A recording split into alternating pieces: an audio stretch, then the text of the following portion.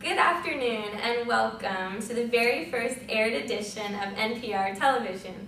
I am your host, Kristen Klein, and today we'll be discussing the issue of closing Guantanamo Bay. First, I'll provide you with a little background.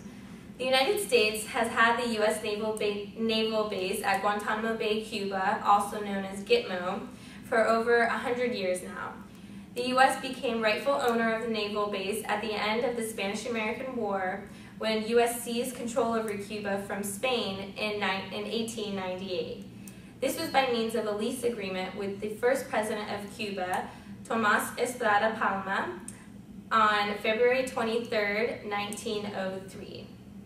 The naval base has been an issue of contention for many years, but even more recently since the 2000s. The attacks on the World Trade Center in 2001 heightened the controversy of closing the base immensely. Since 2001, shortly after the September 11th attacks, Guantanamo Bay has contained detainees from the war in Afghanistan and later the war in Iraq. Today we are going to talk a little bit about this in debate form, and I would like to welcome our guests this evening. We have Republican strategist Ann Coulter to my right, and Democratic strategist Keith Olbermann to my left. So I will start with Ms. Coulter.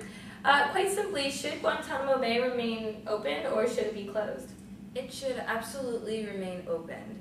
These terrorists are the people that want to end the American way of life. They are a threat to our national security and they cannot be left to walk around freely. The other two options that my opponents would like to offer, such as repatriating them back to their own countries, provides very mixed results. First of all, countries like Saudi Arabia have had 12 terrorist detainees sent back to their country to undergo a rehabilitation program that supposedly prevents them from joining terrorist groups again.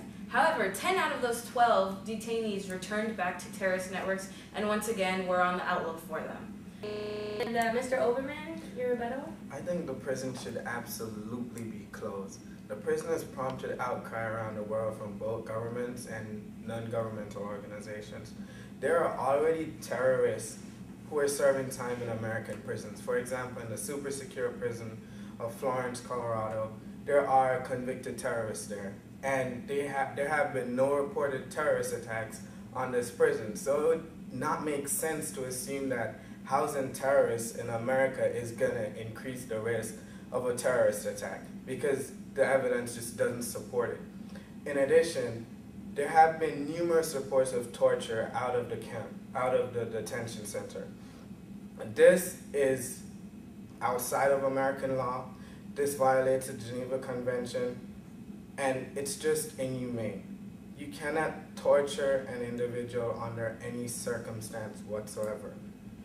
The torture techniques applied at Guantanamo has prompted numerous false confessions from the detainees. Okay. Well, we are unfortunately out of time. I would urge our viewers to research the issues yourself, make a decision, and get active on the issue if you so choose. I would like to thank our guests, Mr. Olbermann and Ms. Coulter, for coming to the show. And that's all for now. Back to you, Jane.